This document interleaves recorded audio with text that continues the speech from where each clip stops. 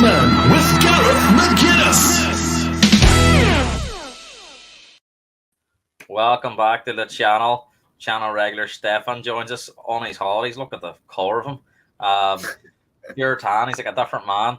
Hopefully he's a bit more relaxed than usual, because I tell you what, it's been a tough few weeks for Spurs fans, and we don't want too much hassle on it. But no, we're going to be looking ahead to Man United Arsenal and the rest of the weekend's action. But first, we have to start with last night's action in the Champions League.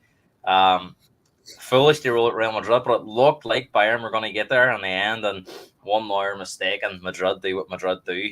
Very similar to what they did to Man City 2 years ago with them 2 late goals. Stefan, how do you sum up last night? I mean, brilliant game, brilliant drama at the end. Sums up the Champions League and probably sums up Real Madrid as a football club. I mean, yeah, I would not have guessed that the game winner would be a former Stoke City and Newcastle reject. But let's be honest, in terms of just the game itself, Real Madrid definitely deserved to win. I know everybody critiqued Manuel Neuer, which was a terrible mistake, but he pretty much kept them in the game, and he was easily their best player. I would say, made some amazing saves. I honestly thought Thomas Tuchel got it wrong at the end with the subs, because what happened was he never, even if, let's say, Real Madrid had equalized, so what, you're going to play extra time with no striker, no winger whatsoever, the whole extra time. If, let's say, Real Madrid had just equalized and it had gone to extra time, I thought it was the wrong sub. I know he said Kane was injured, but I'm sure Kane could have played on. I think that's a poor excuse, but I mean, it's Real Madrid. This is their tournament, so you can never count them out. But I also do think there's a little bit of karma. Some of the decisions that Bayern Munich didn't get was a little bit of karma for the Arsenal game. They got the penalty in the first leg with Musiala, which was pretty much the same exact situation as Saka at the end of the first game with Arsenal. So I would say, I know they complain a lot about the ref decisions, but Ancelotti said it perfectly. What about Kimmich? That was so soft. It was so soft. So it could have gone both ways.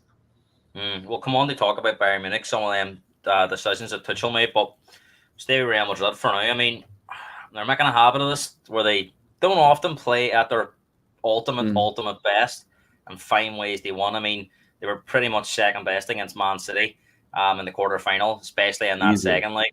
They were outplayed for long spells, stayed in the game. Didn't think they were particularly great in the first leg. I think they were a lot better last night and a better team on the night last night. But the first leg, fought 2 mistakes from Kelma, penalty and a mistake, and that let Bayern let Madrid off the hook, because Bayern Munich could have scored 3 or 4 goals. But they tend to find ways, whether it's luck, whether it's the name of Madrid. I mean, is it a bit of both? Because, I mean, we remember that year they won the Champions League 2 years ago. They were outplayed by Chelsea, Man City, even Liverpool in the first half of the final. Is there more to it than just a bit of luck? Is it the name? I mean, because you can't get that lucky so many times. I just think I've realized this with the Champions League, and I've kind of prepared myself at Arsenal. I think we might, in terms of if we start buying the right players, that we might be able to reach the level. But I think what Real Madrid have is what is needed in order to win specifically the Champions League, which for me is to have the best counter attacking players. And I think they're the best pure counter attacking team from the standpoint of player profile, but also from the actual standpoint of game winners. I think if you look at Real Madrid's individual players, I would say they have the most amount of game changers that can literally win the game by themselves. And I think in cup competitions like the actual Champions League, that is the most important thing. And if you watch the actual Bayern Munich game, it was a moment of brilliance from Alphonso Davies, So it's not like I honestly, you say, but they haven't played. I agree with you completely. Even Leipzig completely outplayed them in both games. I would say, arguably, they, if it wasn't for their goalkeeper, I think their goalie I think in the Bernabeu made I think 7 or 8 saves, something ridiculous against Leipzig. I would honestly say that their only good game this in terms of in the Champions League knockout stages has been this latest game where they did dominate Bayern. They had a number of chances.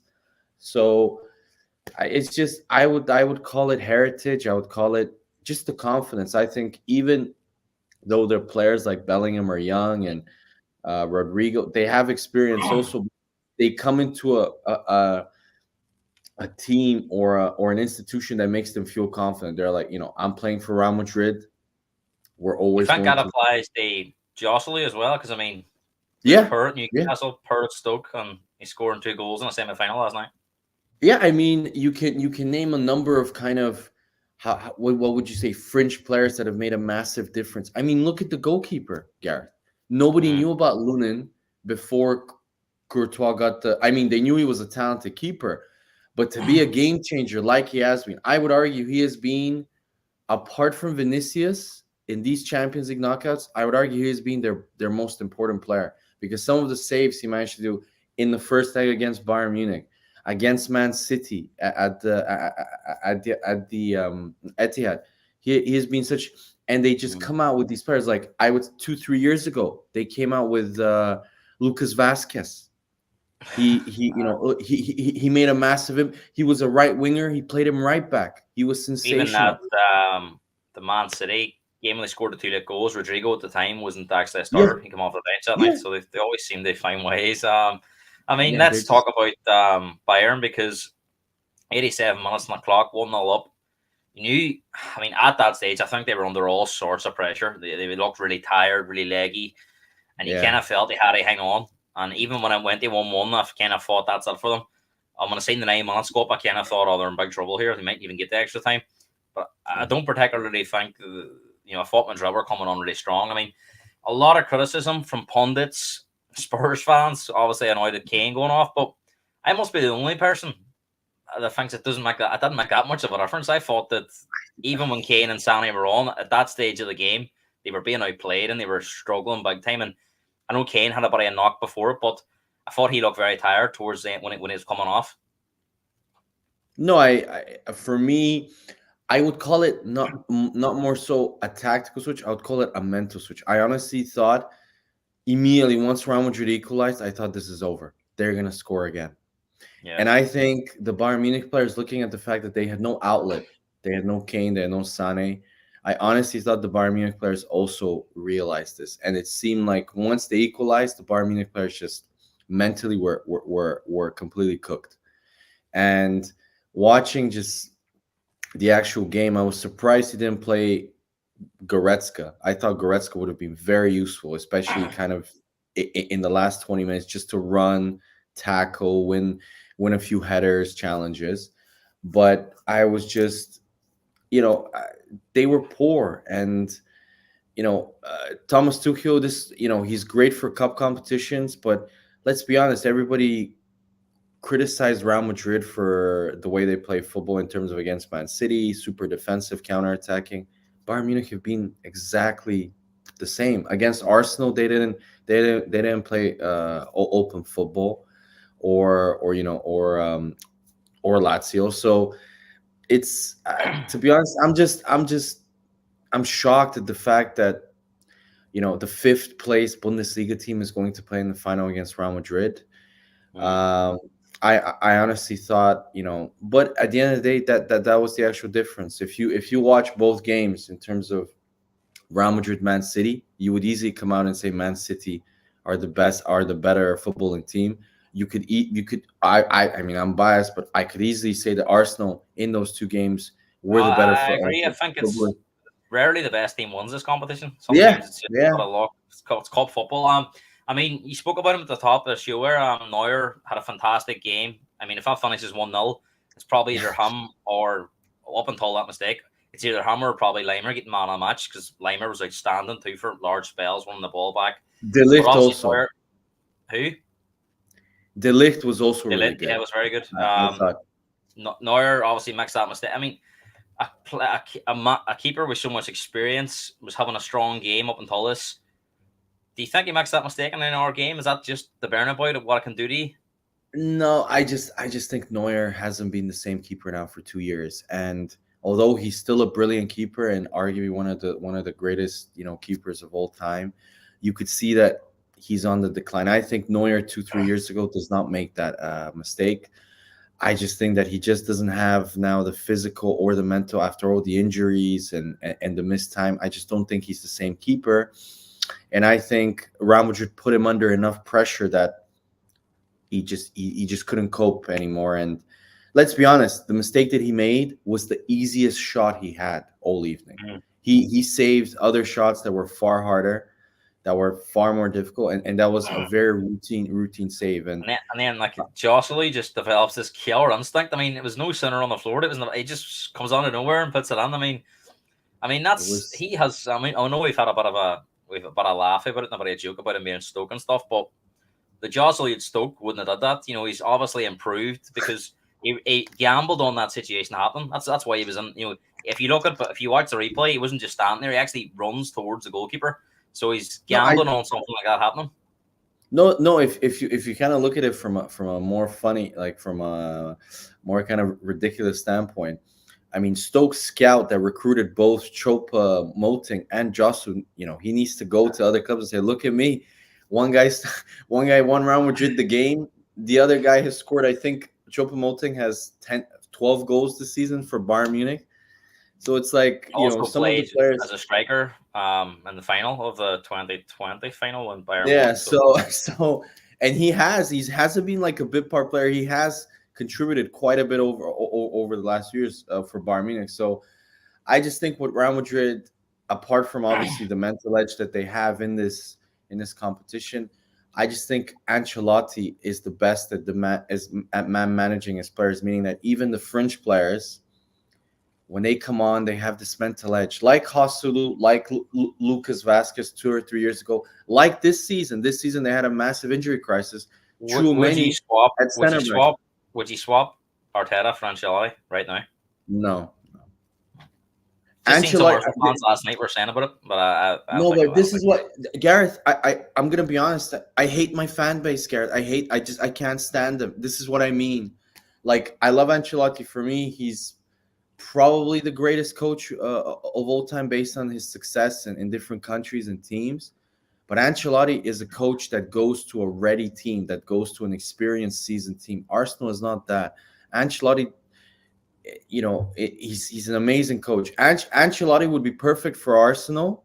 Let's say after we have won a few things in 3-4 years, when Arteta goes and we have a seasoned kind of experienced team that has maybe another 1 or 2 years in terms of at its peak before we need to do another rebuild, reload. That is when I would want him. It's the same now with everybody's like Man United. I'm reading one Thomas Tuchel. I'm like, we'll come on. We'll yeah, come on that. We'll come yeah. on Sorry. that. Before we speak about Tuchel actually and the final, there was one moment of controversy at the end of the game. There's a cross under the box. The referee puts the linesman flags for offside. Referee blows his whistle. I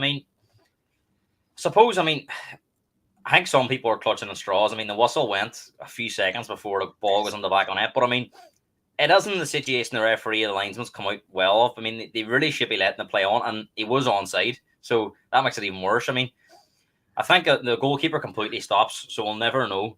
But it's such a big game. It's such that time, the timing on the clock right at the end of the game, really poor moment for such an experienced refereeing team, because this is a referee. It's refereed the World Cup final in 2022. So he's obviously a very good referee. And to be honest, I couldn't criticize him too much in the times I've seen him. He made that one mistake for the PSG Newcastle game, or not very strong referee. He's the best ref. Do you think there he should have maybe the pressure, maybe mentally 99 minutes on the clock, but do you think even when he sees that linesman's flag, he should just pause for a second and go, do you know what, let's just let this play out? Because ultimately, it's him that makes the final decision.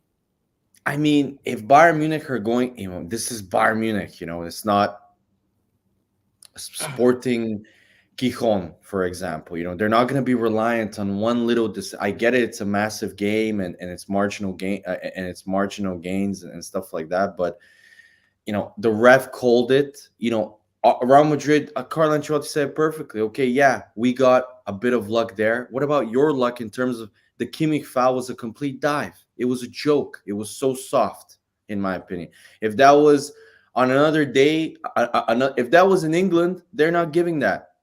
Mm, If that was in the UK, so we could argue with these hypotheticals that if that was given, I would argue that that doesn't guarantee anything because if they had scored that, Real Madrid still have lots of time to equalize. They would have been put under the same amount of pressure, and you never know. Real Madrid could have scored two earlier. yeah. So these type of kind of excuses that Bayern Munich are coming out from a De Ligt screamer. Like it wasn't like a really obvious goal where it was a great attack and then it was a great structure and Kane finished it or Sane, someone that you would expect. No, it was a De Ligt screamer that he's never gonna score like in Mm. another How do maybe. you think Eric Dyer done on them two games? Even the four games against Arsenal and I Madrid, because I thought he would be really exposed, but I mean, I thought he'd done I pretty thought well. I mean, yeah, people rave about him because of this. I thought Arsenal were really poor in the second game. First game, he was exposed. Both goals from Arsenal were his fault. He Mm. backed off. He was poor. I mean, people forget the phrase. He was poor in the first game. But I guess I've always said this. Some defenders are perfect for a certain type. If you played it like Conte was smart. He saw what Eric Dyer is good at. Eric Dyer has confidence in himself. I don't know why. He's terrible, but that's great to have. And he's good playing like a low block. He's a deep defense. He's a bit like Harry Maguire, which is he's good at winning headers, playing kind of in a deep defensive line, playing on the counter attack where you don't need to kind of. But the moment if Bayern Munich, let's say, went up maybe 10 meters with their defensive line and they played much more on the front foot, I really think Gareth you'd be completely exposed. And it was the Mm. same with Spurs. The same thing happened with Spurs. The moment Eric Dyer played in Ange's system, where he has to really I mean that from Well, I Conte's think he really system. struggled. He really struggled last year too in the Conte system. So Yeah. I mean, everybody's sure at the end, but in terms of, in my opinion, where he could.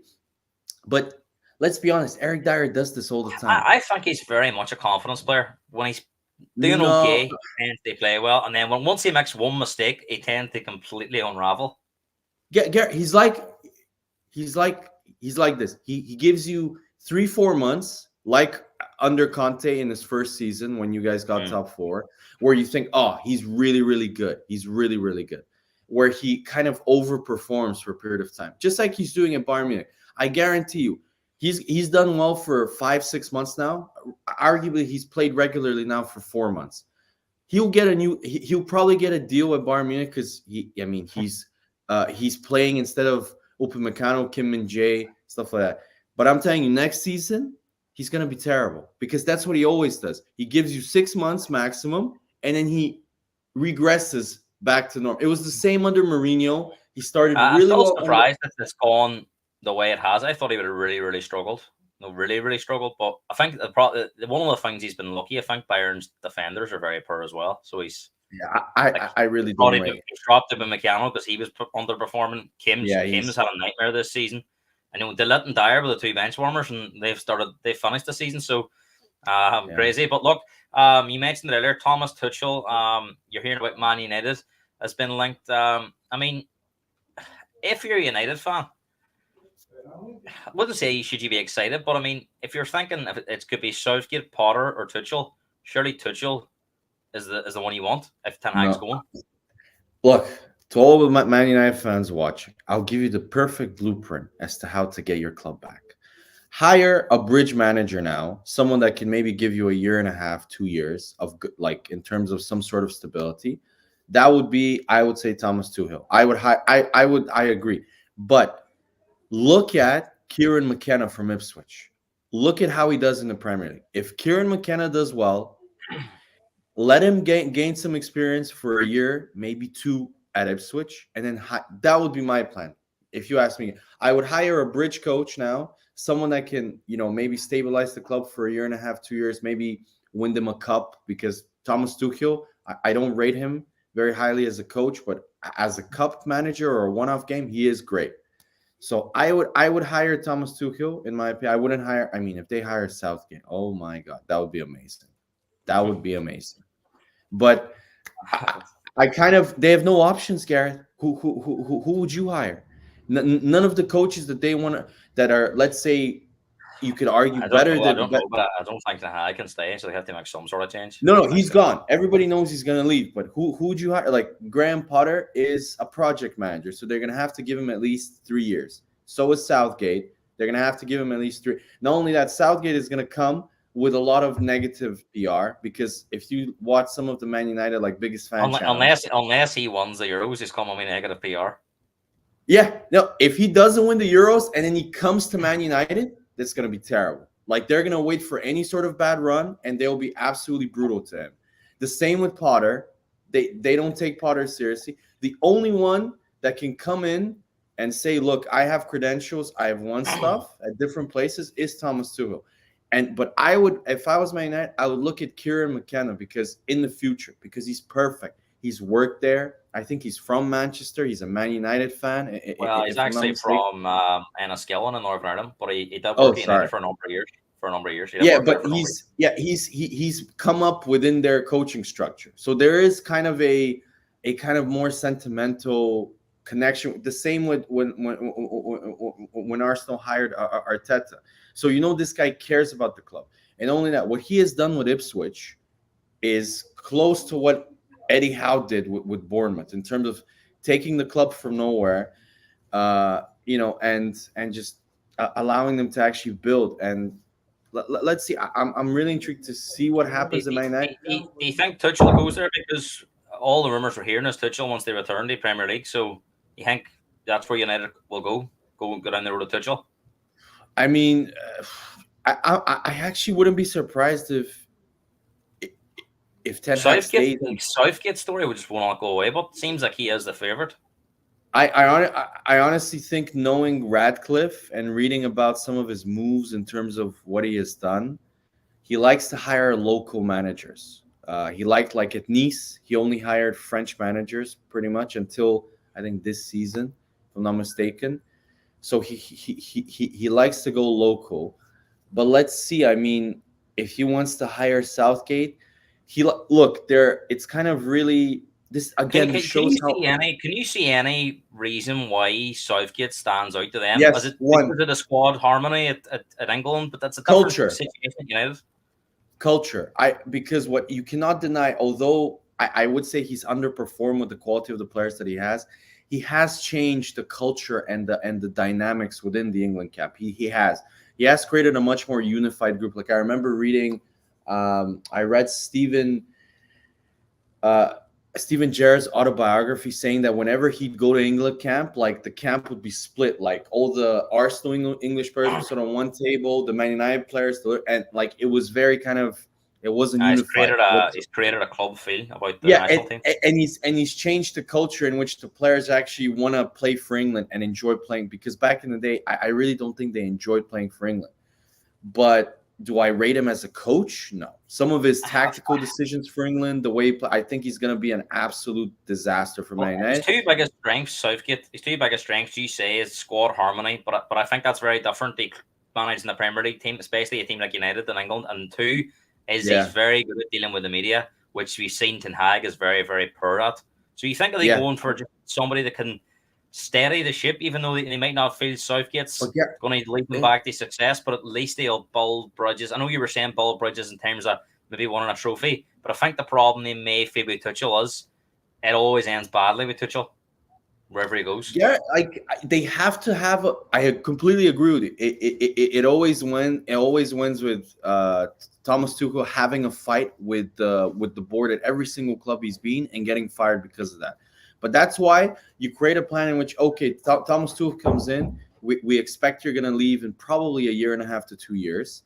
Let's look at the coaches that are developing while in the Premier League. I would look at the Bournemouth coach. I would look at Kieran McKenna. I would look at these coaches and see how they're. If Thomas Tuchel does really well, then you keep Thomas Tuchel. But I think you cannot go into a Man United dressing room with the biggest divas in the Premier League who don't listen to the coaches and have Gareth Southgate telling them what to do. They don't listen to Eric Ten Hag because they don't say he has credentials. The guy still has won a Dutch league and stuff. What has Gareth Southgate done? He has done absolutely nothing. Like, I know he's done more than previous managers, but he still hasn't won anything. He did okay at Middlesbrough, but let's be honest. From what I remember, the chairman at Middlesbrough, unless the coach pulled a Conte rant at a press conference, never fired the actual coach there. He had and as you say, I mean, he was there 3 years, and on the third year, he relegated them. So yeah, they didn't sack coaches in Middlesbrough. Yeah, he never. I think the chairman was called was it Thomas Gibson? I forgot. He hated sacking managers. Southgate was a player under McLaren, and then McLaren got sacked eventually, and then Southgate just took over as player manager, and then they gave him the job, and then he eventually relegated them. No, and then I remember Southgate. He did well in his first season, really well, but then he didn't. He did poorly in his second year, but he still didn't fire him. So Look, I don't think the biggest problem for me is the Man United players and Man United fans. They really don't rate Southgate. If you watch any of the Man United fan channels, their podcasts, what they think of that, not one of them have I heard one positive, like saying, yes, he'll come and change the culture. Whatever happens, I honestly do think that Man United, like, I thought Arsenal were really bad when Arteta came in. I think the Man United job is poison, far more difficult. Final thoughts on the Champions League. Dortmund play Madrid at Wembley on June the 1st. Madrid are going to be heavy favourites, of course. Yeah. But I think maybe a lot of people are wanting Dortmund to win because it's going to be a great story, and they don't have a lot of money, and a lot of these players aren't standout players, and they've done well to get to the final. But do they have any chance against Madrid in the final? I mean, Real Madrid. I don't see Dortmund beating Real Madrid. I just don't see it. Real Madrid are too seasoned. Dortmund are infamous. They even have I don't know if you read one of the German newspapers nicknamed Dortmund the Tottenham of Germany last year after they collapsed for the league. I think it was. Yeah, I think it was built. So they're famous for kind of, I would say, choking in big moments. I mean, they do have heritage in the actual Champions League. I think if they get beaten in the final, it's hard to say unless they're 2-0 up and get beat 3-2. I think they're outsiders. They're outsiders against PSG, possibly outsiders against Atletico. I agree. No, I agree, Gareth. But it would be so Dortmund. Like, every time they've had a big game that I've watched in the Bundesliga, like let's say it's against Bayern Munich, for example, and they're both 1 or 2 points off each other. Every time I've watched Dortmund, they didn't only get beat by Bayern Munich, they got absolutely trounced, like 4-0, 5-0. There was a crazy stat last night on the game that was Bellingham's 13th game. Or 14th. He played 12 games against Bayern Munich at Dortmund and lost every game, which was crazy to think that they had. And the amount of times that I've watched Dortmund where, like, I remember games, like, I think it was this season also. Was it this season? They were leading Werder Bremen, I think 3-2 until like the 87th minute. They lose 4-3. I remember watching them like 2 years ago. They have so many games where they snatch defeat from the jaws of victory. So I don't know. This year in the Champions League, don't get me wrong, I think they've played not very Dortmund-like. They've played exactly like Real Madrid have played. They've played on the counter-attack, not the most open, not the most like attacking. But again, what do Dortmund have compared to other teams? They have super fast wingers. At the Yemi, they have good counter-attacking players, and that was the actual. I mean, PSG. They've PSG, had a lot of luck too. I mean, PSG. Yeah. You've never seen it hit the post and bar up many times. I mean, it's just maybe a drunk film. Who knows? But we'll see. Stefan, let's talk about Man United versus Arsenal into the Premier League action this weekend.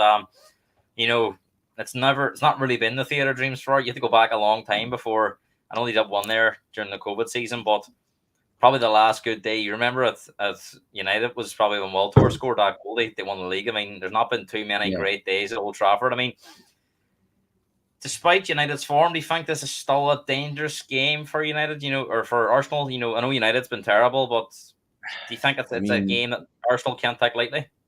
I'm never going to expect us to go to Old Trafford and win 4-0. Like, no matter how bad they are. I remember it was under Van Gaal, I think 2015. They were terrible. They had a massive injury crisis. And guess who makes his debut? Marcus Rashford scores 2 goals, and they win 3-2 and pretty much ended our title hopes when we were by far the easier favorites. Now, there is a massive difference when people talk about our record. That is with the latter Wenger years, where we were really soft, where this Arteta team is very different, I would say, compared to those teams. Defensively, we're really good. Away from home, we have easily the best um, away record in the league. So I am far more confident. But let's see. I mean, I do expect us to win. I think the key will be midfield. I just think their defense and midfield, especially, is extremely weak, and I think I mean, every single team that plays them, Gareth, averages I'd 15 be shots. shocked if they won this game. Shocked. No, if we don't beat Man United now, we don't deserve to win the league. I'm gonna be honest. I mean, before we talk about the current Arsenal team, I mean, what do you think's been the difficulty in going to United? Because I mean, since Ferguson, they've been a bit of a mess. They've had the all good season, but they've been struggling. They've been up, down. They've been some seasons second, some seasons sixth, seventh, 4 years. They've been up and down. They've never really had a sustained period since Ferguson left. And I know Arsenal were a bit of a mess as well, but you'd think law of averages did it once more than just a one game here. Arteta did that. And it was actually a time he's struggling. He's won there 1-0 away on a Aubameyang penalty. You think about the game even last year, they were Arsenal won their first 6 or 7 games and went to United and got beaten. What do you think's been that mentality block for Arsenal going to Old Trafford? I mean, I think what I've been reading, I actually checked upon the stats. Our record isn't as bad there since Ferguson left. We have like I think 70% of the games. I think most of the games were draws. Arsenal has only won once, but we've drawn a lot with them from positions where we probably should have won. The mentality block, Gareth, is simple. We weren't good then. We weren't good. Like where you're talking about since Ferguson left. These were Wenger's declining years. This was Emery's first season, and Emery, I mean, that was a disaster. And then Arteta's first 2 seasons where we weren't very good. So, I don't know. It's just Old Trafford, like Liverpool. If you remember 2-3 weeks ago, we said this, like Liverpool fans were hyping up Liverpool Man United. I warned them, like, this is Old Trafford. You're not going to go there and win 4-0. It's not going to happen. And they lost the FA Cup deservedly. I thought Man United were the better team in the FA Cup. And then in the league game, somehow in the first half, it was 0-0. They managed to score a goal, and then Man United scored 2 goals, and the penalty was, let's be honest, was. Is that why they're so dangerous? But that they don't have to play well and they can score goals. I mean, they haven't really played well all season. Like they haven't, but they're a team that I wouldn't say they're like Real Madrid, of course, completely different levels. But they're a team that sometimes when Arsenal don't play their best, you can sort of sense maybe one of them days. Liverpool to a certain extent, United have been shit all season and still managed to win games. Even like they conceded 30 shots in them games. They seem to, again, you could say it's luck, but as we said with Real Madrid, it keeps happening all the time. There must be something on it that they've got. I think the likes of Bruno and Rashford can play very exactly and come up with big moments. And I suppose that's the danger for Arsenal on Sunday, that they can't do what Liverpool did and miss them types of chances. Well, Bruno is injured probably for the game, so that's a big bonus for us. From what I'm reading, Martinez and Rashford are back in training, but I severely doubt he's going to risk Martinez. Training 2 days after missing 2 months. I mean, at best he'll probably maybe come on for the last like maybe 20 minutes. Rashford, I mean, he's been, like you said, they've been shit. He's been just as shit as them. So why would you change Garnacho, who's been, I would also put him on the bench and maybe put him on the counter for the last like 15, 20 minutes. But honestly, their midfield is just a disaster, Garrett. They're so open. Everybody raves about Kobe Mainu, and I saw that he was nominated as one of the young player of the I year. I just don't thought that see it. was a joke. Honestly, he hasn't played. He started playing like 3-4 months ago. Before that, he didn't play whatsoever. By that logic, I would say Wharton from Palace deserves far more to be on that list. Wharton for Mm. me has been a revelation at Palace. He's been sensational. So I don't know. I think Casemiro looks like either he's lost his legs or he's on the beach. Like I'm, He's in if he reverse, whatever way you look at it. He's going backwards. if he plays, yeah, if he plays center back and we don't win, I'm just Let's we talk don't about the deserve. current Arsenal team because, as you said a few minutes ago, it's a much different Arsenal team. I mean, a few weeks ago, lost to Villa, lost to Bayern Munich, and maybe the Arsenal in years gone by would have completely unravelled. Maybe even the Arsenals of last year would have unravelled, but they've got back on the horse, won every game since, and some difficult. What you think about going to Wolves, going to Brighton, going to Spurs, some difficult games on there, and they've won them well. I mean, do you think this is the strongest Arsenal mentally? Obviously, strong side as well, physically and technically, but mentally, do you think this is the strongest Arsenal team probably since the Invincibles? Yeah, for sure. This is the best Arsenal team that I've watched maybe since. Yeah, definitely. Since maybe you could argue the 07-08 season where Arsenal were leading the league for like 6 months again, and the leg break for Eduardo kind of changed everything. But again, that came Uh, down. That wasn't the quality. That was down the mental side. Again, they mental, showed yeah, yeah. toughness. Whereas this Arsenal No, team, I think they've yeah, recovered from setbacks this season. no, that's for sure. Like the way we have recovered from losses has been very impressive. Like after losing to Villa, I think we're on a 4-game win streak. So yeah, that shows again how the team has evolved. From last season where it was a bit kind of too hectic at times, where we would go full 100 miles per hour. Then when we'd have a setback, we'd lose a number of games. Like we'd lose 2 or 3. So that's been good. But we have to continue. I know it's I know it's the favorite Liverpool fans' excuse that we have to deal with Pep and how good they are, but it's true. I mean, they do have a point. If you look at Arsenal's, I read a really interesting stat. If you look at Arsenal's record since the start of the year, we have a better league record than Bayer Leverkusen and Inter. Bayer Leverkusen are 20 points ahead of Bayern Munich, and Inter have won the league, I think, with like 15 or 16 points. So that just tells you what kind of a ridiculous what ridiculous consistency you have to be in order to actually challenge Man City. So it's let's just see. For me, I think we're stronger, and I think I'm super excited that the experience that we get this year, whether we win or lose, I hope we win. I predicted we will. I think we're going to be even better next year because we're going to sign players also that will improve us. Actually, Let's takes me to see. the next question, Stefan, because Arsenal scored the most goals, conceded the least. I think whatever happens in these last 2 games, that record will stand, whether they won the league or not. I think Paul Merson said it might have been after the North London derby. I think he said on the studio at Sky, he says the only worry I would have with them is they go second, and they haven't done much wrong, especially this year. I wonder what that'll do to them mentally. It'll go one way they are, they'll push on, or it could unravel a bit because they might think, well, what more can we do to beat this Man City team? As you say, scored. A lot of people are saying Arsenal need a striker, but the stats would tell you that they don't need a striker because they're scored the No, most goals, conceded the least. I mean, what the Arsenal need? They won that trophy. I mean, I know you could say, oh, we probably need Man City to get busted, but apart from that, I mean, is there any players out there you think would take this Arsenal side up a level? Because I've told you, yeah. surely, I mean, Arsenal can't really shop anywhere else now other than the top table because they improve on what they have. They have to shop at the top table because they've got such good players there. So, I mean, what do you think they need to go on next year and win trophies? One thing for me, Gareth, I think we need, it's actually two. I would say we need speed.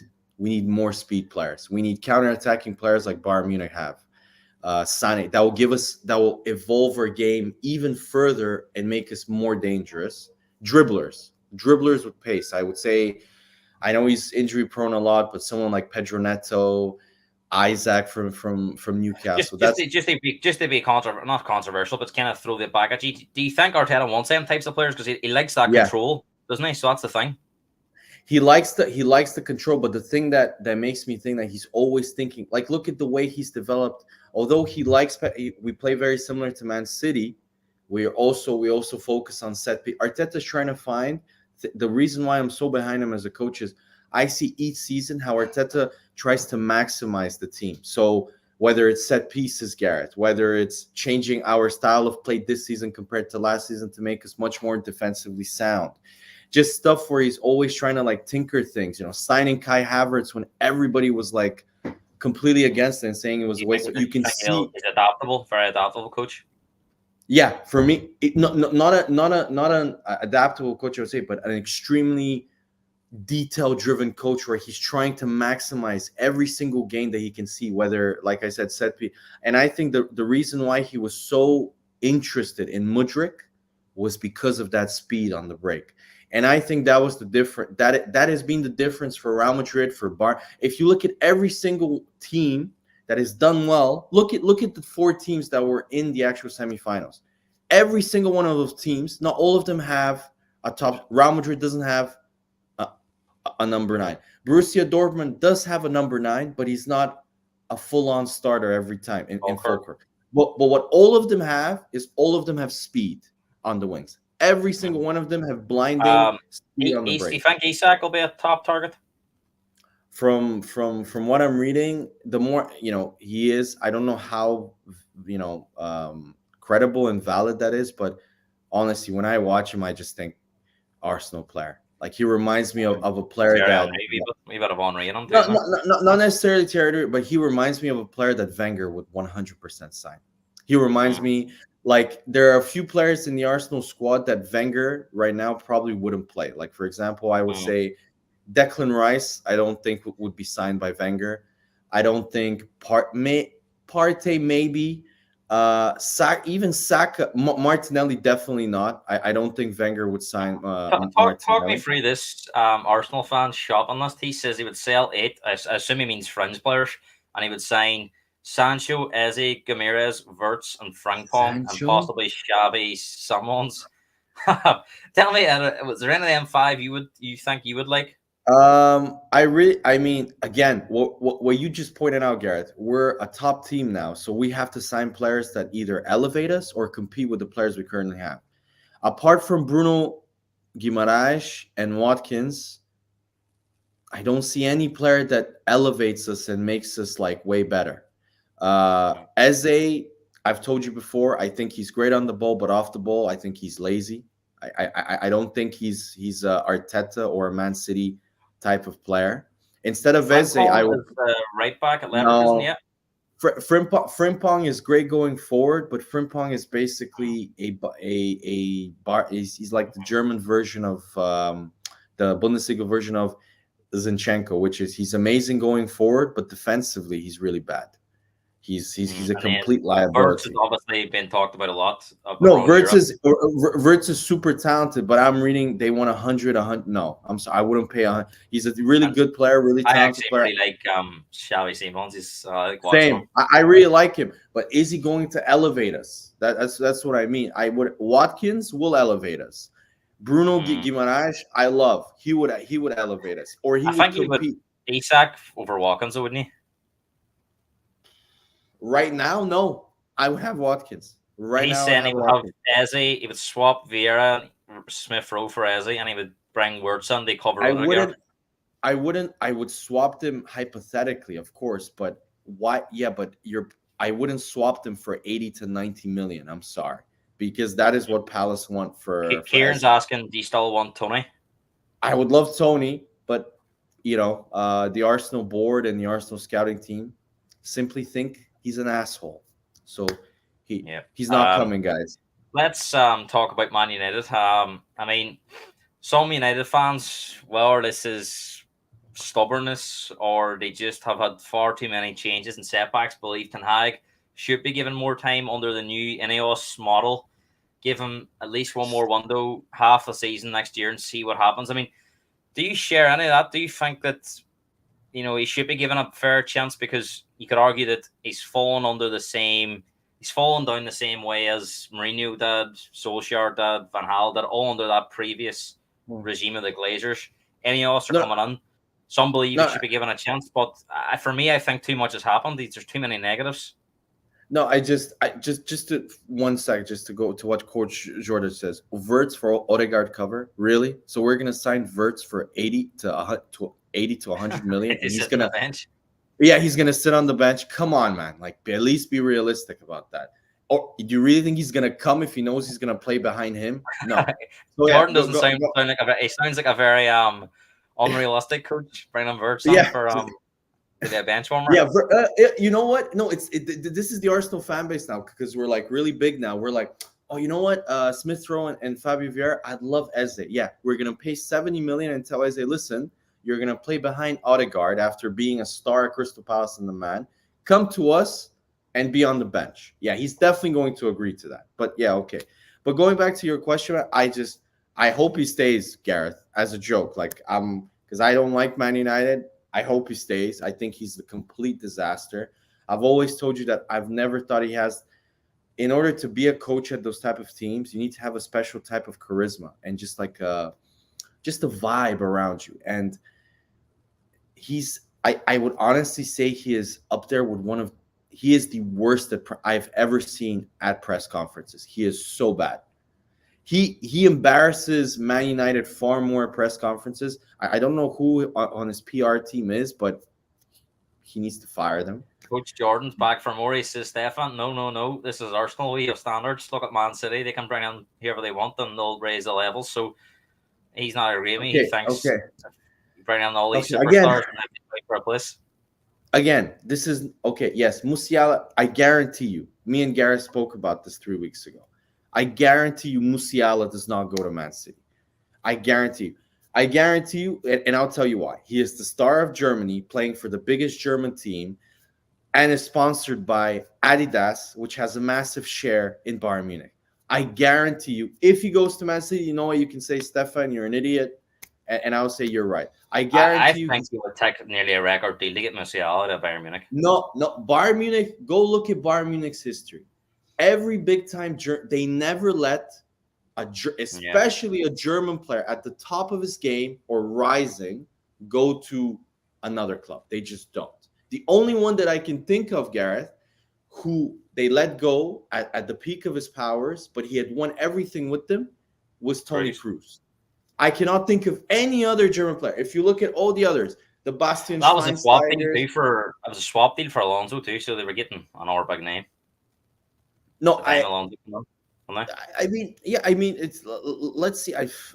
I'm really intrigued. Like Ten Hag, why would you give him another summer transfer window after he signed Antony for 80 million? He thinks Musiala will go to Man City and Wirtz will go to Munich. From what the German journalists are saying, Wirtz is going to stay another season. Then he's going to go to Bayern. And Bayern Munich are famous. Go ahead, what you were saying. Sorry as well.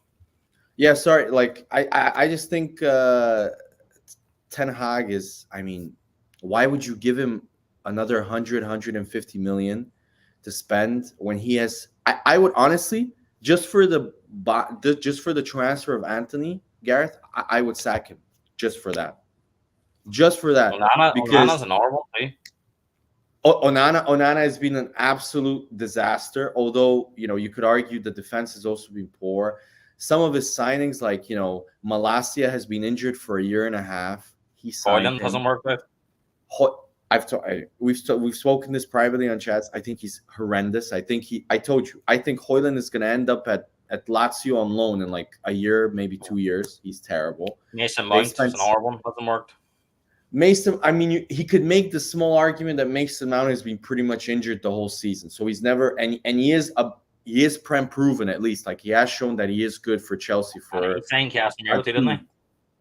Sorry, what did you say? He signed Casemiro too last year. That's not been. I mean, I wouldn't say he signed. I wouldn't say Casemiro is his own player. I would say Man United. It was more of a as your former coach used to say. I would say Casemiro is a club signing more than a manager signing. But I would fight like, and just from a different sports perspective, the reason why I think they're gonna sack him is if you look at especially in the NFL or in the NBA, whenever they hire Gareth a new sporting director or what they call them over there, GMs, general managers, the general manager almost always sacks the Brings on current his own coach map. and gets his own guy in. Yeah. Yeah, I So think that, final thoughts on United. I think they're unless results go their way and they've got a hard one on. You think about playing Arsenal and Newcastle. The Brighton game at the end of the season, who knows? But I mean, the Brighton game won't matter if they don't get results in these next two games. Could be no European football at all. United. I mean, do you think that could help them next year, or do you think it could be a real hindrance that they're not playing in Europe at all? I mean, from what I'm reading, them missing out on Europa League football is a complete disaster for them from a financial fair play standpoint. They're gonna lose so much money based on Martial is gonna leave for free. Varane is gonna leave for free. Supposedly they're trying to market Casemiro to Saudi Arabia. Let's see how much money they manage to get from that. Sancho is on 350K a week. They're not gonna sell him. Nobody's gonna pay that wage. Dortmund's looking for an loan, but they can't afford him. Yeah, I'm reading they're trying to sell Rashford. Yeah, good luck with that. Another 350K a week. Nobody's gonna pay Rashford that. And plus, why would Rashford want to leave his hometown, his home club, cushy place? No chance Rashford is gonna want to Do you leave. think they're going to have to go through the same pain Arsenal did when they had like Ozil and Aubameyang and big deals and just couldn't shift them? And it was just I mean, yeah, yeah. Run. No, for sure. Like, but the only difference with Arsenal is that Arteta got a bit lucky by the fact that all these big time deals that you talked about, the big money, like the Ozil on 350K a week and Aubameyang, they were at the end of their deals when he kind of arrived after the first, maybe second season. So they could negotiate a release that was far cheaper. What their problem is, Gareth, is the fact that if they do those type of deals with, let's say, Rashford, he's got another 4 years on his contract. That's, I think, from what I read, around 40 to 50 million pounds that they're going to have to pay him. And that's still. Did he sign a 5-year deal when he signed Casemiro? Yeah, no, Casemiro, I think, was it 5 years? Oh my God. Maybe 4 then. It was 4 at least, I think. It was big. I think it was 5 from what I remember. 5, I think it was 5. With Varane, they need to thank their lucky stars that they managed to sign a loophole deal with Varane where it was 5 years, but it was 5 years only if Man United decided to take up the 2-year option. So technically it was a 3-year deal. So that's why Varane is now out of contract. So at least they can deal with that quite easy because he'll go for free. But no, Man United are completely screwed, Garrett. They're screwed based on the financial fair play rules because I don't know if you know, if they do those compensation deals, it counts against their finances. So if they pay Rashford 40 million to go away, that's 40 million as a fee.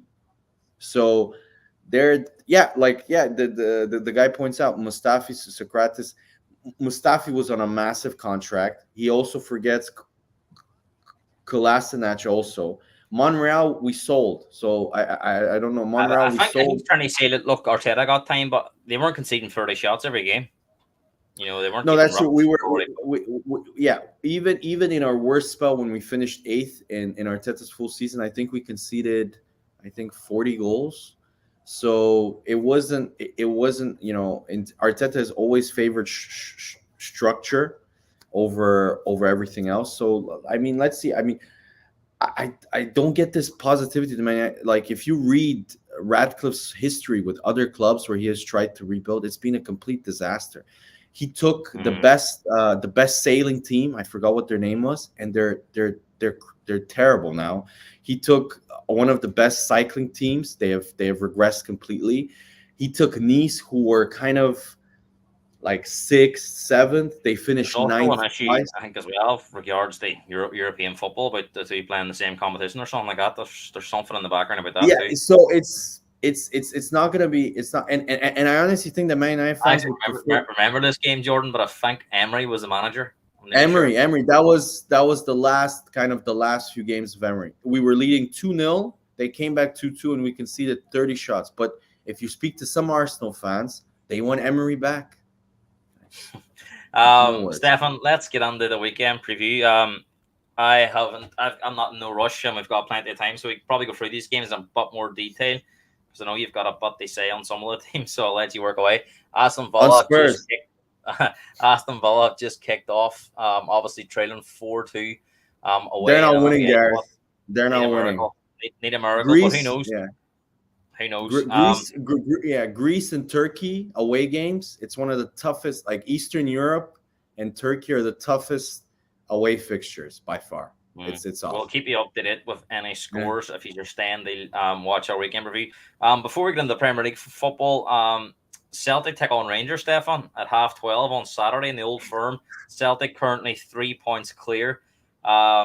There's only 3 games left, so you near enough won this, and it's game over. Rangers won it. It's level points, and there's only, I think, 4 or 5 goals in the goal difference. So there's a chance if they won it, they could still be in their own hands. I think they would only be 3 or 4 goals behind.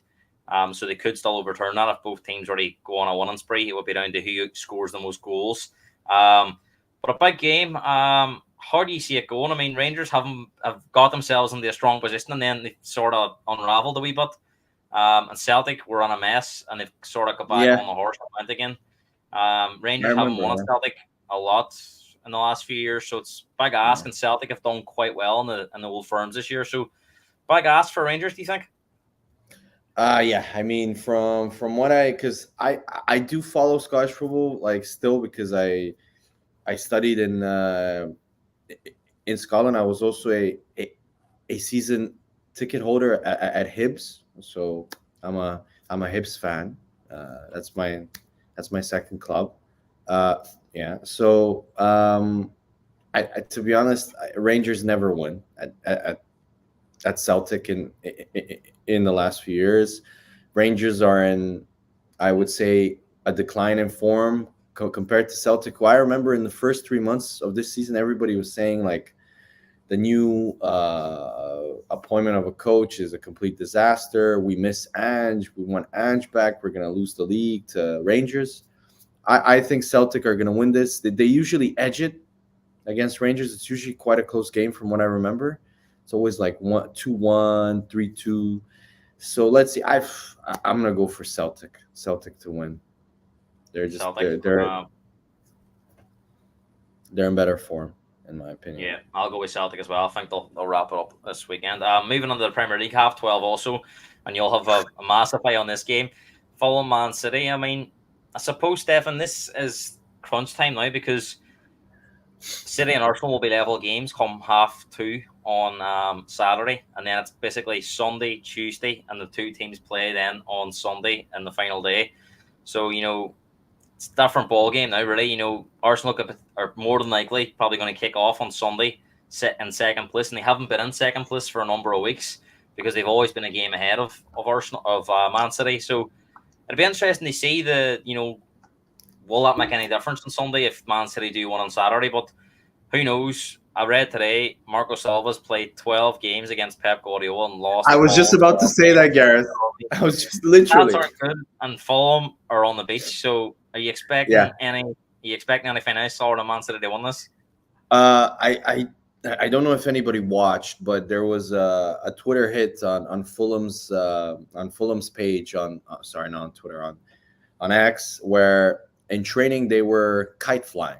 So yeah, they're definitely on the beach. I'm still, it's more hope than logic for me at the moment. It's never over till it's over, Stefan. Yeah, I mean, you never know. Fulham might turn up at home. They are very strong this year.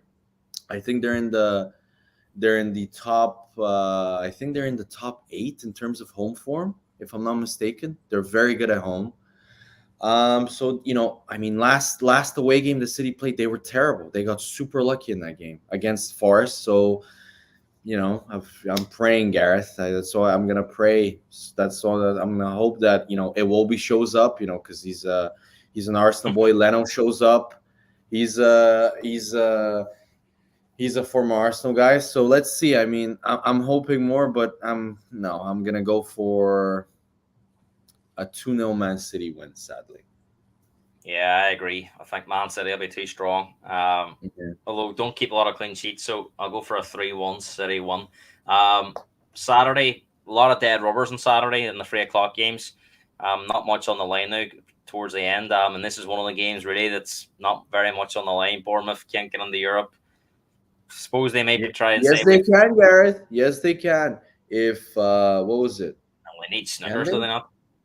I think they're ninth in the league. They need Snickers Oh this yeah, stage. true. Yeah, they can't. They can't because I thought Man United were seventh. My bad. No, it's not No, like if so, no, they're well. Mathematically, it may still be possible, but they need far that. too many teams. They drop points. So, and Brentford or Sif, not been a great season, but they have got better since their players have come back. Bournemouth have already achieved their highest points tally. So again, I don't know how much they can really achieve now between now and the end of the season. But at home they've been pretty good and they've played some good football. And to be fair to you, you backed Areola when they were struggling at the start of the season. And it's been a great appointment for Bournemouth. Yeah, I remember. Yeah. No, I really like how they play, and some of their players really. I really like some of their players. I like Solanke. I like the Semenyo was very good. Semenyu's very good. Kluivert's also technical. Christie. Every time I watch Christie, he's been very good on The left back's very and good. off the ball. What do you call the left back? I've watched him in recent weeks. He's very good. I don't know if they signed Gerhis? him. Aye, he wasn't there the whole season, was he? But was he injured? He's been No. very good recently. Yeah, he's solid. Even the Ukrainian center back, he's also quite good too. They have a very solid young team that I think next season with maybe some more players, which I've told you before, the owner of Bournemouth is the owner of the Las Vegas Golden Knights, which is the currently the defending Stanley Cup champions. The guy wants to win, and so he will back the coach. So I do expect him to be even better next year, and also the coach is really good, Gareth. So let's see. I'm gonna go for Bournemouth, Brentford. From what I remember, Brentford's away record is horrendous. So. I'm going to go for a 2-1 Bournemouth win. 2-0 for me.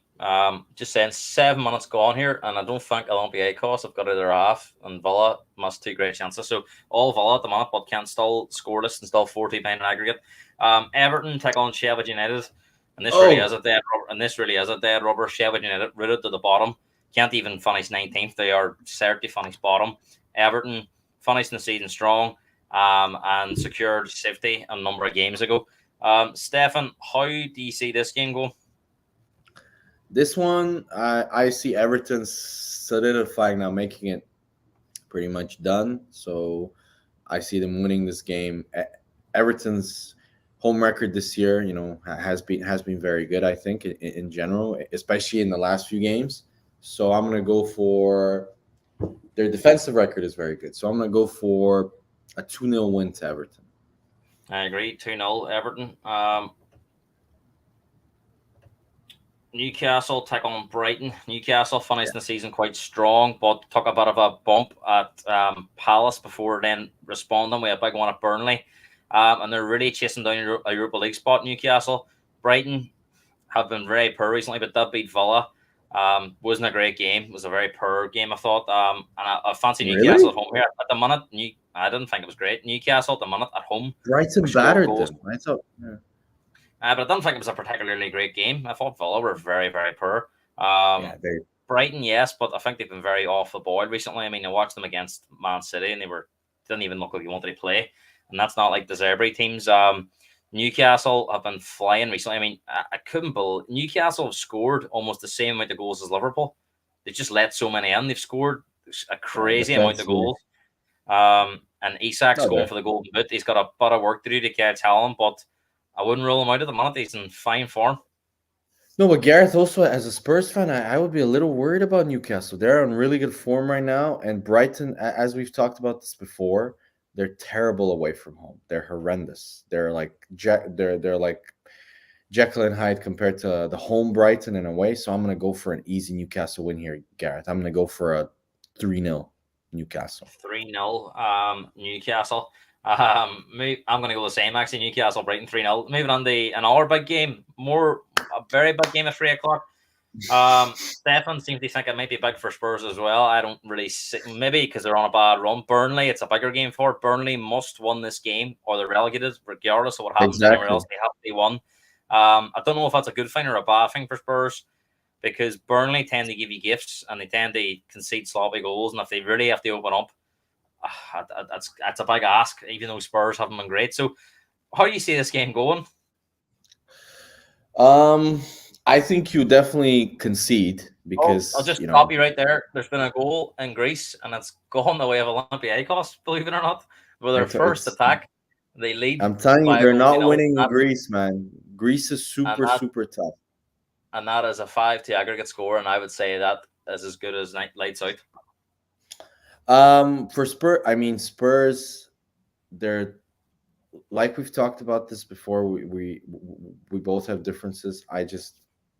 Gareth, isn't it concerning that if Spurs continue in terms of if you look at their average goal per game, they're going to concede, I think, the most goals ever in a season since 1992 when you almost got relegated.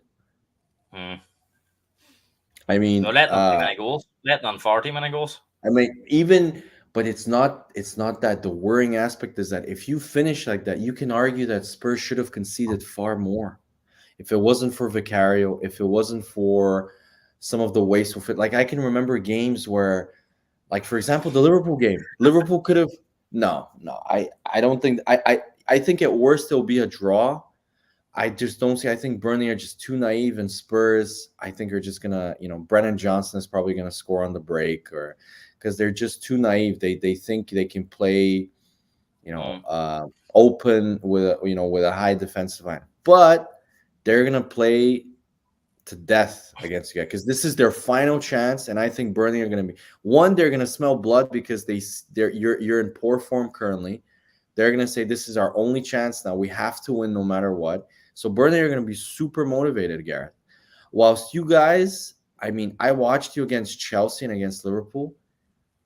The team just looks like they don't care. Like some of the defending against Liverpool, the way Liverpool opened you up time after it was a joke. Like they weren't trying. Like Basuma looked like he wasn't even running. I thought Poro was And just terrible. hinted at big changes in the summer. Do you think he'll read out a lot of the players he doesn't feel are good enough? I think this is Ange's final kind of motivational ploy to try and scare the players into playing and to tell them like, listen, like, there's going to be big changes.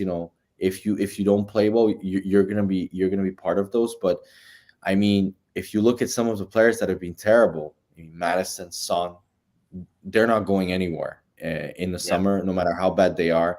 You can even argue Basuma to some degree isn't going to go anywhere. So he can say all of this, but I'm just intrigued. I'm really intrigued. I'm going to be honest, Garrett. I cannot predict this game because of the fact that it's either going to be a 4-0 wins for Spurs. They're going to be like, say, screw it. We've lost 4 games on the run. We need to have some sort of response. Or I can see like a 2-2 draw with Burnley. Like I can see Burnley like sneaking Hard to call. something. Burnley have got a injury at Chelsea and United recently. So they have got some results, but you If wouldn't they, you, expect. you know what, if they score first, I would be really worried because I think the crowd might get toxic if they score first. I don't think it's that bad yet. I um, don't know. I'm seeing on some Spurs like fan accounts, popular ones on X, like Ange out, he's out of his depth, stuff like that. So there's already you're always gonna get that, but no, um, that's true. But I'm just really intrigued to see because I think Burnley are going to play. look, I agree with you. Last 4 games performances haven't been good enough. Although you could say they had a very tough run of games and places that they usually struggle, like Newcastle, Yeah, like Chelsea, like Anfield. The Arsenal game, I thought Spurs played okay. I think the R3 weren't good enough. I think the Arsenal game, I don't think they played that badly. There's yeah. the biggest issue at the minute. Or than you say, there just be like a lack of effort, or it's either lack of effort or it's they're tired, and I struggle to see how they're tired when they haven't played in Europe. But it's the set pieces Mhm. too. All these teams are scoring set piece goals against them. No, it's crazy. But Gareth, it's also for the first time when I watched the Chelsea and the Liverpool games. it reminded me a little of Man United under Ten Hag, which is the players looked lost. They looked like they didn't believe in what they were doing. And as a result, some of the defending was extremely lackluster. Like if you go watch, That's natural, go isn't it? watch. If you've lost, if you're losing and losing and losing, players are going to start to think, you know. Yeah, but in terms of like, go watch the. I think it was the first or the second goal. Look at the work rate from Brennan Johnson. It was a disgrace for that goal. And I just want to point out that everybody criticized Emerson Royale, and I agree he's not good enough. But if you go watch both the two goals that you could see where you criticized Emerson, it was on Romero. The first goal, Romero didn't come up with the extra defensive line. I don't know why. That was on him. So he covered him and he covered the offside. The second goal, he lost a header against Gakpo. So I just think that in the Spurs the Spurs, maybe like every fan base, whenever you have like a scapegoat that you don't rate, like an Emerson Royale, or before it was Eric Dyer, Ben To be Davis, honest, stuff like I that. didn't single Emerson. I thought the whole team was poor. He was I terrible. know he Yeah, was involved in goals, but I mean, I think the first 45 minutes they created 0.04 xg, which is ridiculous. Ridiculous. They never got near Liverpool. no, But as no, you've seen but with yeah, Liverpool, I mean, if Spurs had gotten our goal, I mean that they could have got a draw to that game. It was no, nuts. Liverpool. Unraveled. But Liverpool, yeah, but Liverpool were like, after they scored the fourth goal, they looked like they stopped playing, like it was a joke. Like they completely like went from, I don't know, fifth gear to like first. But I just I'm intrigued to see what actually happens in the summer for Spurs. What type of changes Ange Mhm. There is is still talking. very unlikely, but maybe good for you. I don't know. Spurs do beat Burnley and get some sort of confidence back. Villa then have to beat or get a result against them. If Liverpool were to go to Villa Park and won them, at the minute Villa look like they're falling apart a wee bit. They were very poor against Brighton. Obviously lost to Olympiacos, currently losing now.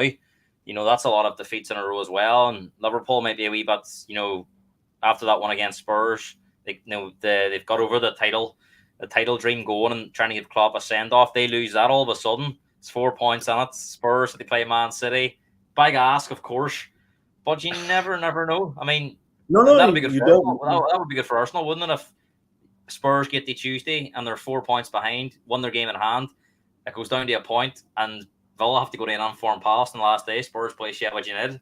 Very No, unlikely, I know. And I don't expect it to happen, but it's not over. It's over, and if Spurs can beat Burnley, they can keep themselves on it with a touch of a chance. no, I completely agree. But the final thing I'm going to say before I go to the prediction is, I really do believe in. Wenger used to talk about it all the time. Momentum is so important, and in football, I remember the time when Arsenal, in our first season, which was quite positive under Emery, we ended it terribly. Like we lost a number of games in our last 4 or 5 games where we should have gone top four, and then we got trounced by Chelsea, and that fed on to how the second season after that completely collapsed. Yeah, they So I never recovered. I honestly, remember. yeah, we never, no, not only never recovered, the players literally stopped believing in Emery. You could see they were completely gone in terms of believing in Emery, following him, I know. stuff I like know they that. finished the league season poorly, but I think the cup final was the biggest one. But losing the cup final. I agree. Yeah, the cup final kind of was the culmination of which, where pretty much the players were finished with him. But I think if Ange allows, let's say, for you guys to lose Stefan, to. they have to beat Burnley and Sheffield United. They can't lose them games, or No, I they have to agree, win. but I'm telling you that you have to beat those teams because of the fact that he needs to stop. He needs to stop the bleeding, and if Yeah, that bleeding continues and you end on a negative high, on a negative, I mean, low or high, whatever, I think it's going to bleed on to the next year, because you look at someone like Madison, for example, he looks completely checked out. Garrett, he benched him. Like I was No, I agree. shocked. I think there's a bit of pressure on this last few games because say they were to lose all three of them and they lost 7 in a row. Like I mean, that would be. I don't know how you would come back from that. To be honest, I mean, Is it true? Is it true? This is your worst run since 2002 or something? I read you've same never as lost. they hadn't lost 4 games in a row since 2004. Oh, okay. So wow. Okay. So But I 2004. think Who to was be your fair, coach? I think to be Is it fair though, Fantini? you have to bring the context on that though, that they played four strong teams. You won't get away with that against Burnley and Sheffield. Do you know No, what I no, mean? that's true. But the worrying aspect is the way you lost. Like if you lost like 1-0 to Chelsea or 2-1 to Arsenal or 2-1 to Newcastle. But if you go watch all these games, Newcastle could have easily scored more than 4 goals. Arsenal arguably could have maybe scored one more goal, like the Saka, the ridiculous save from Vicario. But I think Then the you, Arsenal game was a 50-50 game. I think they are yeah, free. the Arsenal, yeah, the Arsenal game is fine, but going down 3-0, that was the Yeah, bad part of it. yeah, The Chelsea game, let's be honest, 2-0 was flattering. Chelsea could have scored more yeah. goals. Spurs. That was And the then the worst Liverpool, performance of a lot. yeah, so so that was the, but let's see. I like Ange, and the thing with him is the difference between him and Ten Hag is that Ten Hag can't manage the crisis well because he can't talk. He has no charisma in terms of dealing with the media.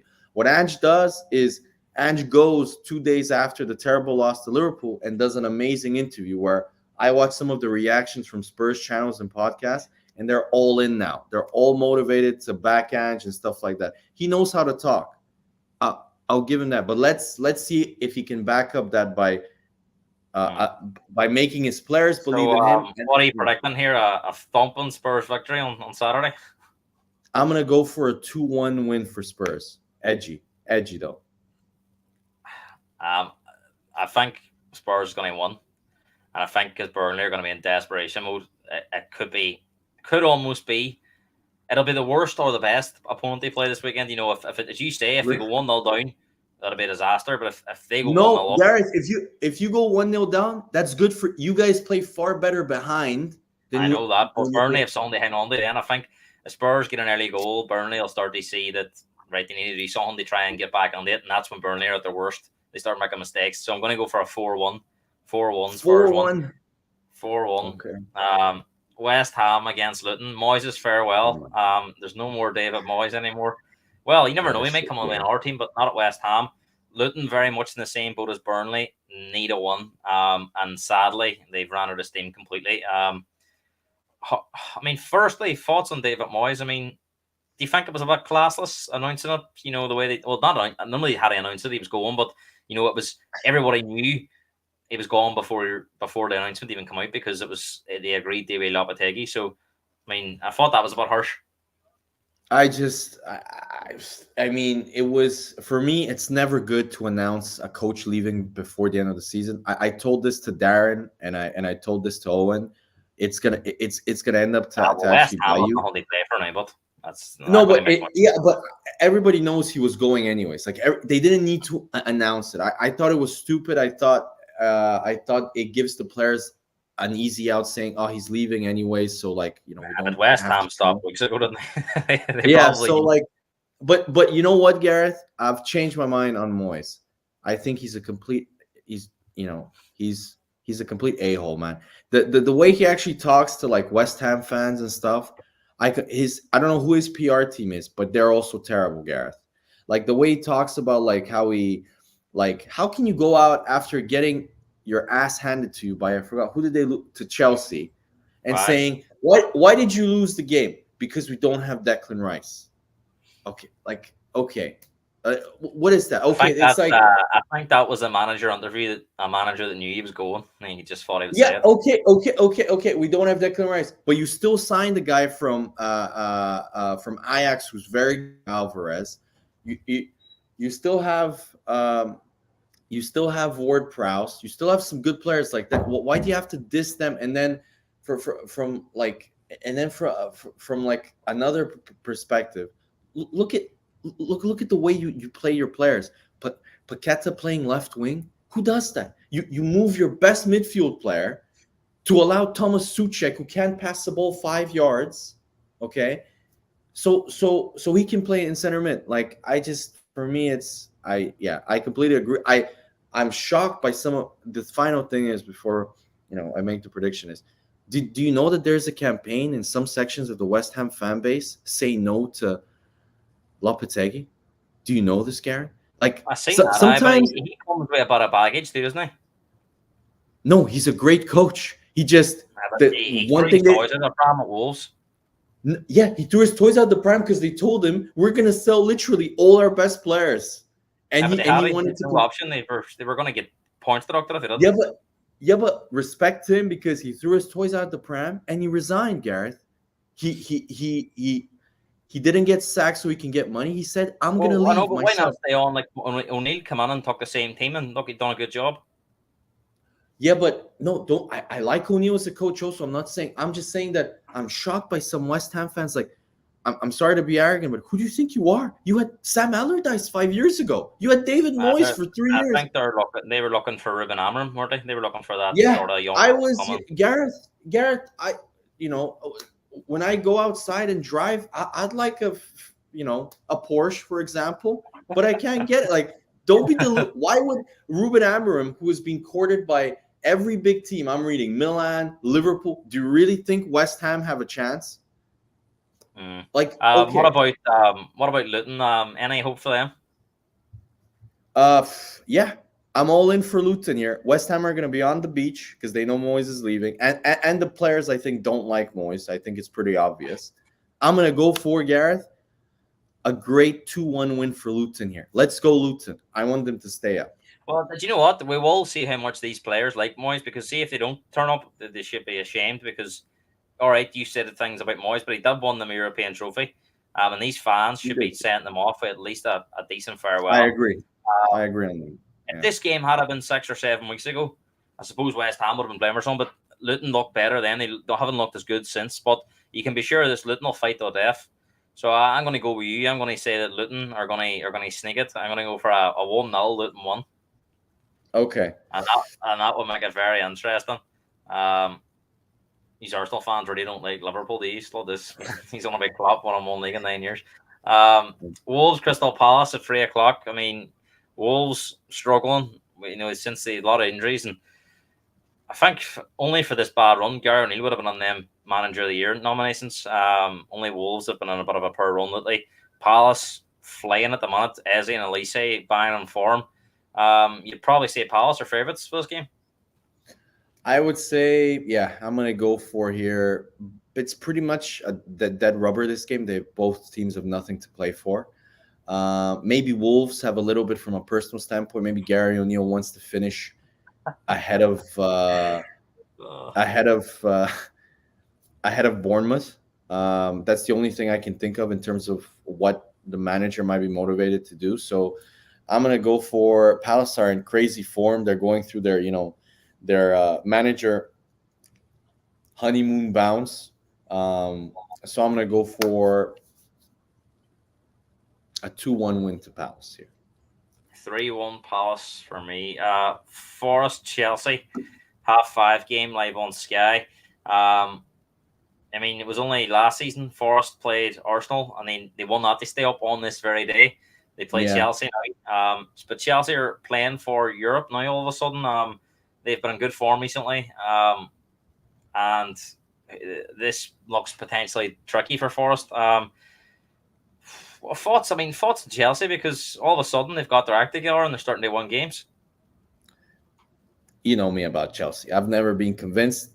I think they're soft. As players wise, they're all young. They don't, they're all, it's a very diva-like culture in Chelsea. It reminds me a lot of what's going on at Man United. Madueke scoring, I think, 1 goal the whole season, but wanting to take the penalty instead of Cole Palmer and having a fight with him over that. That just, for me, that shows what type of culture there is within the actual dressing room. But yeah, I'm going for here. For me, Forest away is one of the toughest and underrated away games of the season.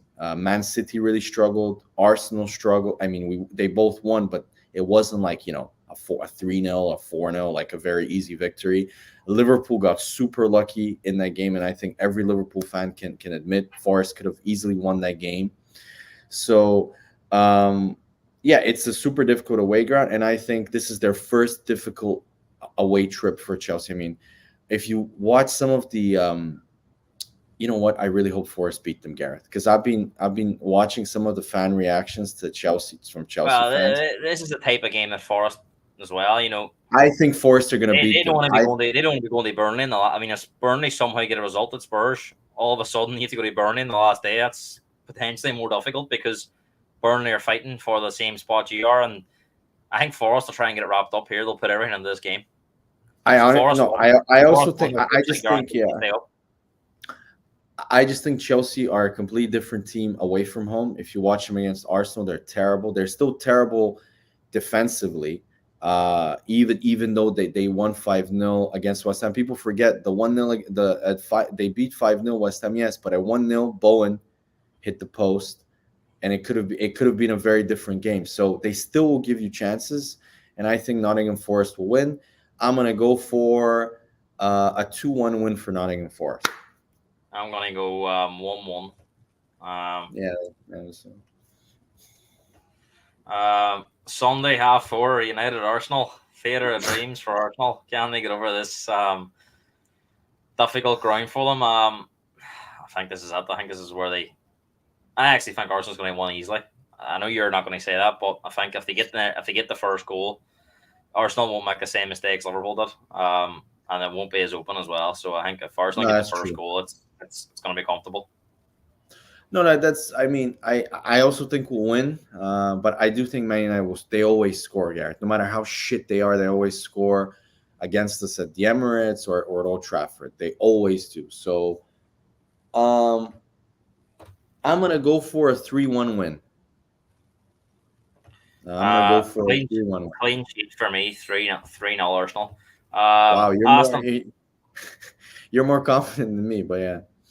Aston Villa versus Liverpool, Monday Night Football.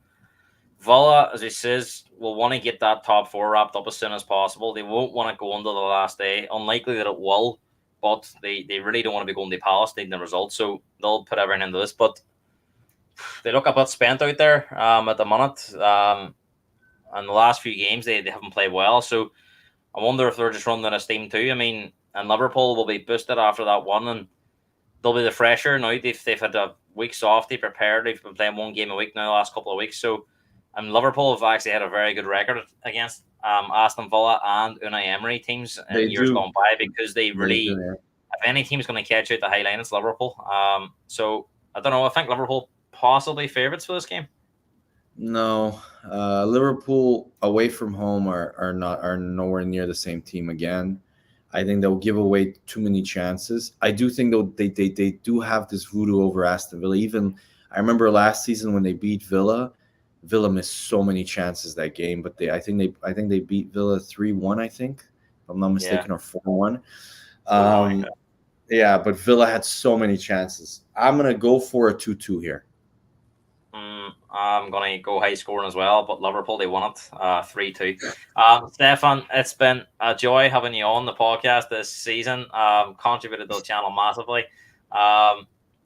It's been a long season, I suppose. It's not over yet. So, Stefan, we'll bring you back on next week for the final day podcast. I'm going to get some of the other boys on as well. We're going to get 3 or 4 of us on. Try and get actually 4 of us on, so it'll cover the whole screen. We'll review the season and preview the last day, where I still believe the title will be on the line. So I think no matter what, we're going to that last game. It might be that in your head you probably know you're beaten now, but I think you'll be taking it the last day. So brilliant to have you on as always, and great input tonight.